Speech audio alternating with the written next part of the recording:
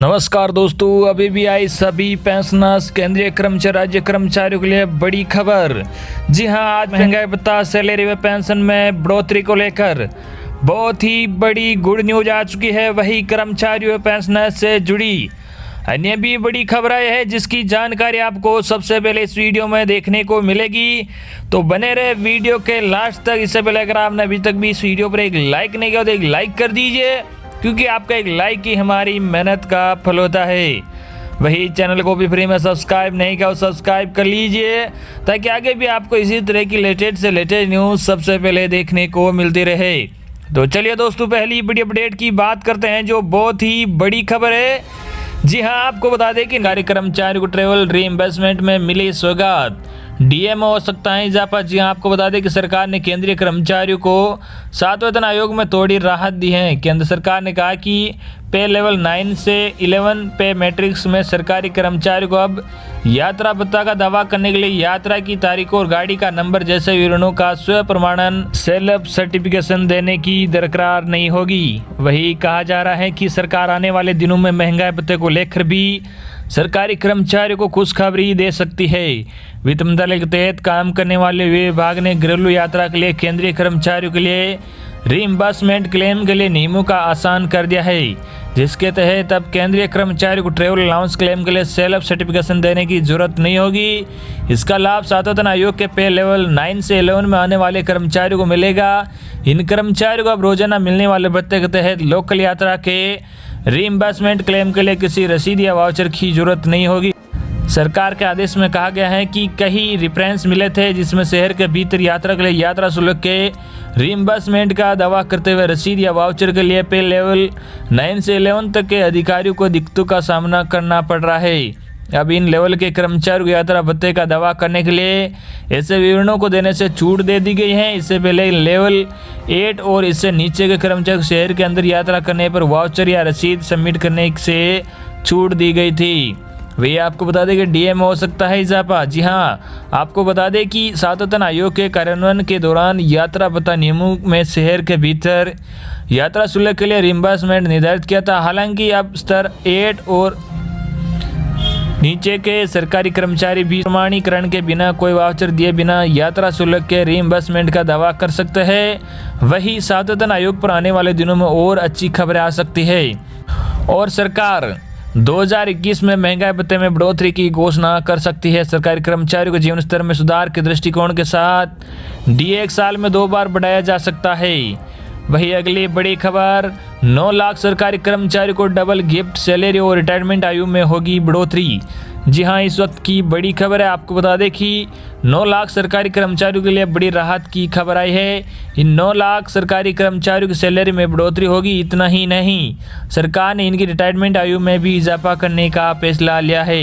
तेलंगाना के मुख्यमंत्री के चंद्रशेखर राव ने वेतन संशोधन आयोग की सिफारिशों के मद्देनजर सभी राज्य सरकार के कर्मचारियों के वेतन में वृद्धि की घोषणा की है।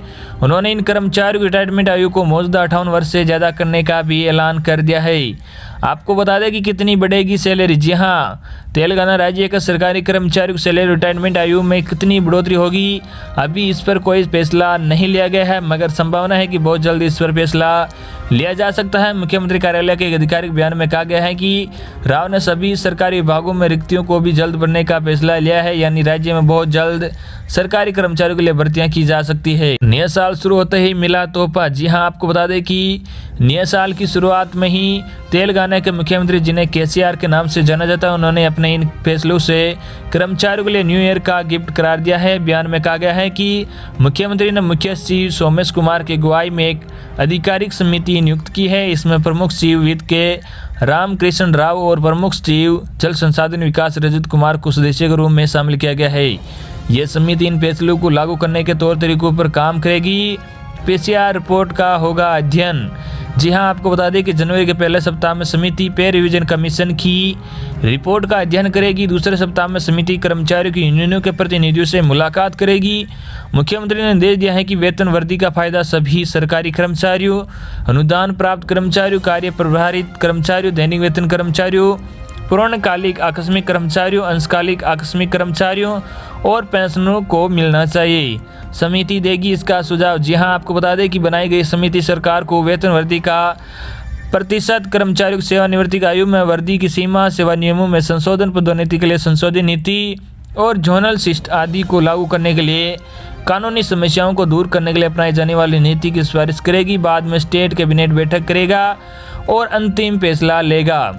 वही आपको बता दें कि राहत देगी सरकार। 8 घंटे से ज़्यादा काम करने पर अब कर्मचारियों को मिलेगा ओवर टाइम। जी हां, आपको बता दें कि कोरोना वायरस की वजह से फैली महामारी की वजह से अर्थव्यवस्था पटरी से उतर गई है। कई लोग तो ऐसे हैं जिन्हें इस महामारी के समय अपनी नौकरी से भी हाथ धोना पड़ा और बहुत सी कंपनियों ने तो सैलरी काट कर दी है। इस बीमारी की वजह से आम जन को बहुत परेशानियों का सामना करना पड़ा है। ऐसे में अब सरकार कर्मचारी को कुछ राहत देने की सोच रही है। अब सरकार 8 घंटे से ज़्यादा काम करने पर अब कर्मचारी को ओवर टाइम देने की तैयारी में है। सरकार नए श्रम कानूनों को लेकर नया प्लान तैयार करने वाली है। मीडिया रिपोर्ट के अनुसार सरकार कामकाजी घंटों को सीमित करने पर विचार कर रही है। इसके साथ ही अगर ज़्यादा घंटे तक काम करवाया जाता है तो इसके लिए भी ओवर टाइम के हिसाब से भुगतान भी करना जरूरी होगा। बता दें कि फिलहाल स्टैंडर्ड नियम 8 घंटे काम का है। इसी के आधार पर सरकारी कर्मचारियों की सैलरी तय होती है। क्या था नया वेतन कोड? जी हां, आपको बता दें कि सूत्रों ने बताया है कि एक गलत धारणा थी कि नया श्रम कानून 12 घंटे कर्मचारी से काम कराने की इजाज़त देता है। इस गलत धारणा को खत्म करने के उद्देश्य से यह कदम उठाया गया है। गौरतलब है कि 2019 में सरकार ने नया वेतन कोड पास किया था, जिसमें कर्मचारी कामकाजी घंटों को लेकर कहा गया था कि ये 8 घंटे या 12 घंटे होंगे। तभी से इसे लेकर भ्रम की स्थिति है। ओवर टाइम का क्या रहेगा हिसाब? जी हाँ, आपको बता दें कि फैक्ट्रीज एक्ट के तहत कंपनियां अपने यहाँ काम करने वाले लोगों से 9 घंटे से ज़्यादा काम करवाती हैं, लेकिन उन्हें ओवर टाइम नहीं देती हैं, क्योंकि मौजूदा व्यवस्था के मुताबिक अगर कोई लेबर अपने काम के घंटों के बाद 30 मिनट से कम का समय देता है तो उसे ओवर टाइम नहीं माना जाता। लेकिन नए श्रम नियम के मुताबिक अब 15 मिनट से 30 मिनट का समय आधे घंटे का ओवर टाइम माना जाएगा। वही आपको बता दें कि न्यू ईयर में नो टेंशन, रिटायरमेंट के दिन ही कर्मचारियों को पेंशन सुविधा के सभी लाभ देगी सरकार। जी हाँ, आपको बता दें कि नए साल में प्रदेश के उन कर्मचारियों के लिए राहत भरी खबर है जो इस साल रिटायर होने वाले हैं। रिटायरमेंट के दिन ही उन्हें पेंशन सुविधा का सभी लाभ देगी। इस संबंध में वित्त विभाग ने सभी डिविजनल कमिश्नर और कलेक्टरों को निर्देश जारी कर दिए हैं। इसमें कहा गया है कि रिटायर्ड होने वाले कर्मचारियों की पेंशन संबंधी सभी दस्तावेजों को पूर्ण करें और रिटायर्ड होने पर कर्मचारियों को पेंशन संबंधी भुगतान किया जाए। दरअसल हर साल हजारों सरकारी कर्मचारी रिटायर्ड होते हैं, लेकिन अधिकांश के पेंशन प्रकरणों का निराकरण वर्षों तक नहीं होता है। एरियर से लेकर नए वेतनमान की राशि के भुगतान के लिए बाबुओं से लेकर अधिकारी टालम टोल करते रहते हैं। वित्त विभाग के प्रमुख सचिव मनोज गोविल ने पेंशन के प्रकरणों में कमिश्नर कलेक्टर से मॉनिटरिंग करने के लिए भी लिखा है, जिससे ऐसे कर्मचारियों या उनके आश्रितों को पेंशन के मामले में परेशानी न हो। इसके साथ पेंशन प्रकरणों के निपटाने के लिए लगातार वीडियो कॉन्फ्रेंसिंग हो रही है। बता दें कि फरवरी 2021 तक प्रदेश के 4000 से ज़्यादा कर्मचारी रिटायर्ड हो रहे हैं। सरकार की मंशा इन कर्मचारियों को रिटायरमेंट वाले दिन ही सभी तरह के भुगतान करने की है। इंदौर में सबसे ज़्यादा 117 प्रकरण पेंडिंग। जी हाँ, आपको बता दें कि इंदौर में कर्मचारियों को सबसे ज़्यादा 117 प्रकरण पेंडिंग है, लेकिन अब वित्त विभाग ने प्रदेश में कर्मचारियों को पेंडिंग पेंशन मामलों का भी तत्काल निराकरण की प्रक्रिया तेज कर दी है। इंदौर, भोपाल, सागर संभाग में पेंशन के लंबित प्रकरणों के निराकरण के लिए बैठक हो चुकी है। इंदौर में 117 पेंशन मामले वर्ष से लंबित है, इसमें से 105 का निराकरण कर दिया गया है। वही 2577 कर्मचारी जांच में उलझे। जी हां, मंत्रालय ने सूत्रों ने बताया कि प्रदेश में 2577 कर्मचारी ऐसे हैं जिनके प्रकरण EOW और लोकायुक्त में फंसे हैं। ऐसे कर्मचारियों के प्रकरणों की वर्तमान स्थिति की जानकारी डायरेक्टर पेंशन ने बुलाई है। इन कर्मचारियों के प्रकरणों का निपटारा जल्द किया जाएगा। आपको बता दें कि कोरोना ने खड़ा कर दिया था आर्थिक संकट। पिछले साल 31 मार्च को रिटायर्ड हुए 1500 कर्मचारियों के सामने आर्थिक संकट खड़ा हो गया था। 24 मार्च को देश में लॉकडाउन होने के बाद सरकारी कार्यालय बंद होने के कारण उनकी पेंशन तय नहीं हो पाई थी। इसके कारण रिटायरमेंट के बाद अन्य लाभ नहीं मिल पाए थे। रिटायरमेंट के बाद मिलने वाले लाभ, जहां आपको बता दें कि कर्मचारी को रिटायरमेंट पर ग्रेच्युटी की राशि 17.5 माह के मूल वेतन के बराबर मिलती है। इसी तरह अर्जित अवकाश, लिव इन कैशमेंट 300 दिन के वेतन के बराबर राशि का भुगतान कर्मचारी को किया जाता है।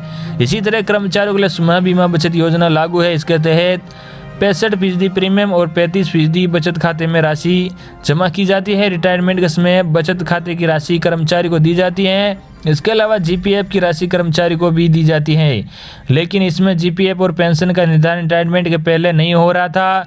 लेकिन अब वित्त विभाग ने कहा है कि कर्मचारियों का सर्विस रिकॉर्ड की पूर्व में ही जांच कर ले, ताकि कर्मचारी को रिटायरमेंट के समय सभी तरह के भुगतान कर दिए जाए। तो दोस्तों, ये थी आपके लिए आज की बड़ी और बेहद ही महत्वपूर्ण खबरें जो हमने सबसे पहले आप तक पहुंचा दी है।